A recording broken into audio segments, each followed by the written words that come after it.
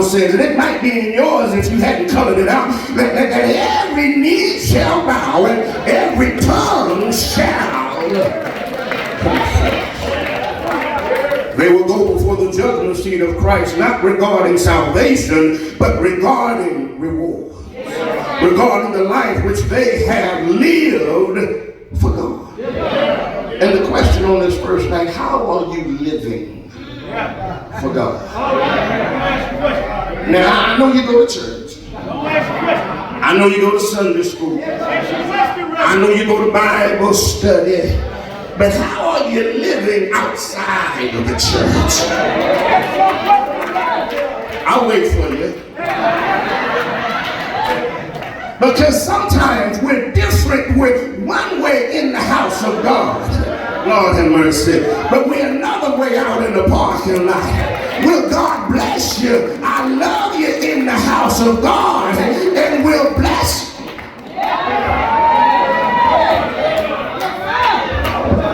Outside of the church. Like that shredded wheat. We one way on one side. We all sugary and sweet in the house of God. But baby, when we get outside, we ain't got to go across the street. Something about that parking lot, ain't it? Something about that heat in that parking lot make you say sometimes.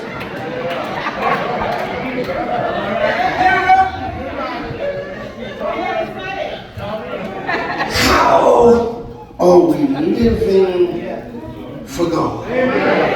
What are we doing when we take off the white dress? How are we living when we take off the black suit?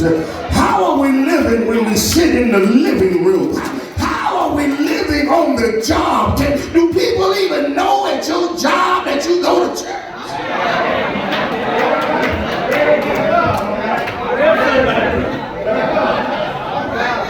I was at the store the other day and the lady said, she said, "You're a preacher, huh?"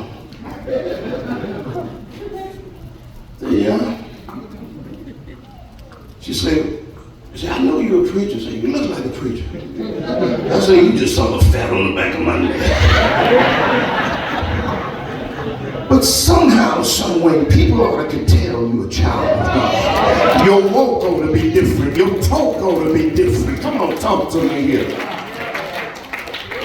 James 2:12 says, "So speak and so do as those who will be judged by the law of liberty. For the judgment is without mercy to the one who has shown no mercy. Mercy triumphs over judgment." We cry for mercy, but how much mercy are we showing up? We talk about mercy, but don't you know God has had mercy upon us? Can I be real for just a second? No, Mariah, don't get nervous. We're going to be all right. I'm not going to say nothing crazy. But some of us have been something else for a long time. Come on, talk to me here. You know you something else. When the grandchildren cry when they folk leave you with them.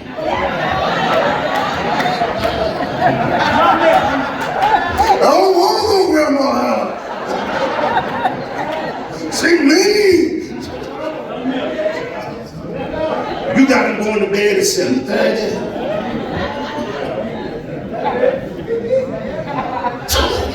Let me leave. Let me quit before I make somebody mad.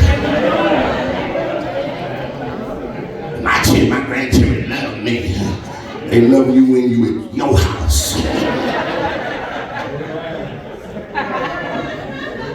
My kids told their mother, because I started shaving my head, and they told their mother, said, "Tell Daddy to grow his hair back."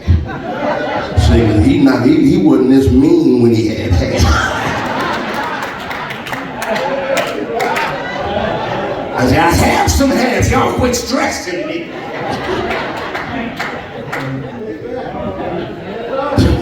Verse 8, I'm going home. "And above all things, have fervent love for one another. For love will cover a multitude of sins. Fervent love. Fervent means to be stretched, to be strained. It's used as a runner who is moving at maximum output with taut muscles training and stretching to the limit. How many of you know to love some people will take you to the limit? Some folk make it hard to love. Some folk make it difficult to love, but yet we have to love them regardless. The issue is, will you love somebody even when they have talked about you? Will you love folk even when they scandalize your name? Can you love folk when they mistreated you? Come on, talk to me here. If we are Christians, we have to love, learn to love just like Jesus. With nails in his hand, nails in his feet, a crown of thorns upon his head, his beard being pulled out, his back ripped wide open. He said, Father, forgive them. They don't know what they do. And Pastor, I got to admit, I believe some folk know what they're doing.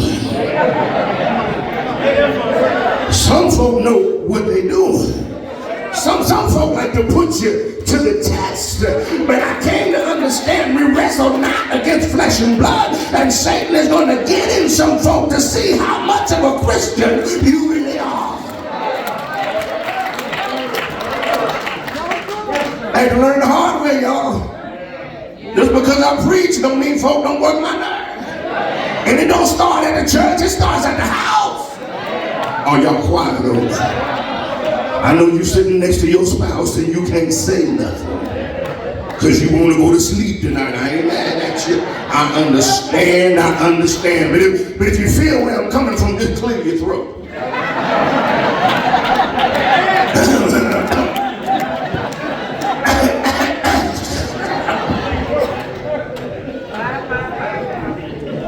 Even though some people are hard to love,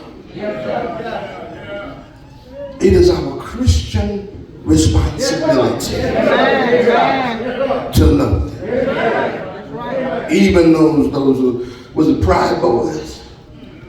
Y'all got quiet. They're still God's children. No matter how they feel about you and me, they are still children of God. And we have to love them anyway. And I'm amazed. Sometimes we can love African Americans who treat us dirty. And hate some folk that won't say nothing to us at all. We have to learn that it doesn't matter how they treat us. What matters is how we treat them. I wait for the clapping to get through because I said something like that. I said something like that. You didn't listen, did you? We have to learn. And it takes, how do we learn? It takes looking at Jesus, the author and finisher of our faith. Simply put, it doesn't, look at how they treated him. Look at how he was betrayed by a friend. Look how he was denied by a friend. The only disciple that was there was John. I believe because John was there, God gave him a gift. He said, John, behold your mother. He said, Mama, and I'm paraphrasing, I got to leave here, but I'm not going to leave you sonless. I'm not going to leave you without somebody to take care of. I got to go, but here is my replacement. God will give you what you need when you need it. You just have to keep loving. You just have to keep treating folk right. And regardless of how they treat you.